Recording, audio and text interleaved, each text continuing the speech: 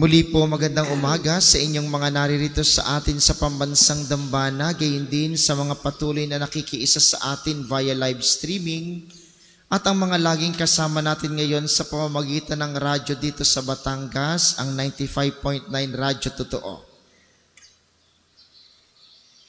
Ang mga pagbasa po simula pa nung linggo nang ipagdiwang natin ang Kristong Hari at magpapatuloy hanggang ngayong bago pumasok tayo sa bagong kalendaryo ay mga paalaala ng pagwawakas ng mundo.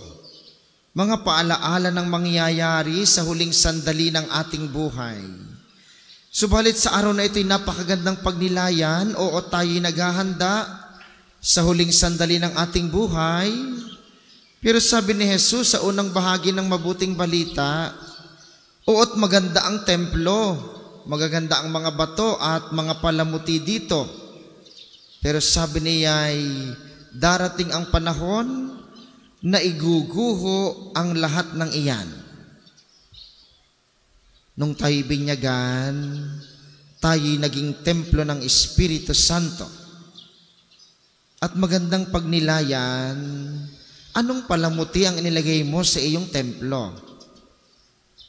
Anong magagandang bato, magagandang hiyas na iyong inilagay sa iyong templo? Maaring ikinagkaroon ng kayaman, karunungan, katanyagan, kakayahan, at ang mga ito'y lahat ay naging palamuti sa templo ng iyong buhay. Ay sabi ho ni Jesus, iguguho ang lahat ng iyan. Sapagkat kahit kailan, ang ating mga pagpapahalaga, ang ating mga iniingatan, ang lahat ng bagay sa mundong ito na mahalaga sa atin ay mawawala ng saysay pagdating ng panahon. Dahil sa huling sandali ng buhay, iisa naman ang mahalaga, ang Diyos. Ay Father, dapat po ba hindi na lang kami magtrabaho ng ayos, hindi na lang kami magluminang ng kakayahan? Hindi po. Ang sinasabi ni Jesus, sa lahat ng mga bato na pinagpatong-patong natin ipinalamuti sa ating mga templo,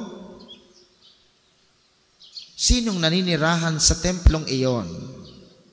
Yun ho ang mas mahalaga na pagninilay. Sapagkat okay naman na palamutihan mo ang templo, basta si Jesus ang nakatira sa templong ito.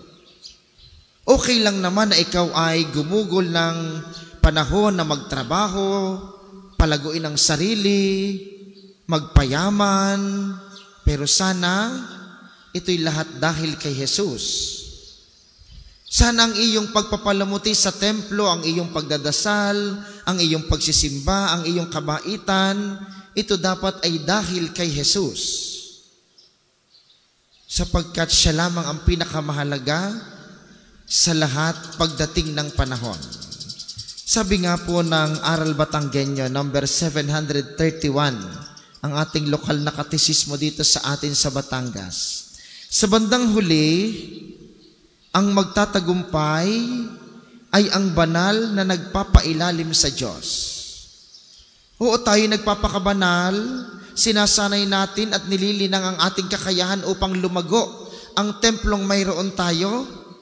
Pero sa bandang huli, ang sino mang nagpapailalim sa Diyos, siyang magtatamo ng kaligtasan at buhay na walang hanggan. At yun ang dapat nating paghandaan.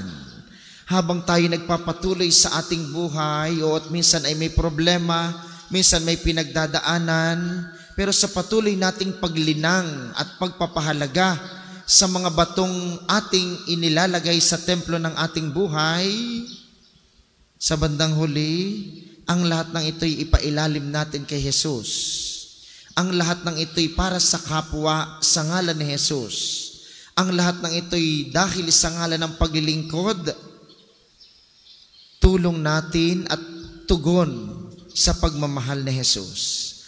Kaya nga po sa banal na misang ito, hilingin natin kay Jesus na ating tatanggapin mamaya sa banal na komunyon. Inyo pong ibulong sa Kanya, Panginoon, bigyan mo po ako ng isang puso at buhay na nagpapahalaga sa templo, sa iyong templo sa aking buhay. At nawa ang lahat ng aking ginagawa, lahat ng aking pinagkakaabalahan, lahat ng bagay na aking pinahahalagahan ay magkaroon lamang ng iisang kahulugan. Ito'y ang iyong pananatili sa akin, ikaw na pinakamahalaga sa aking buhay.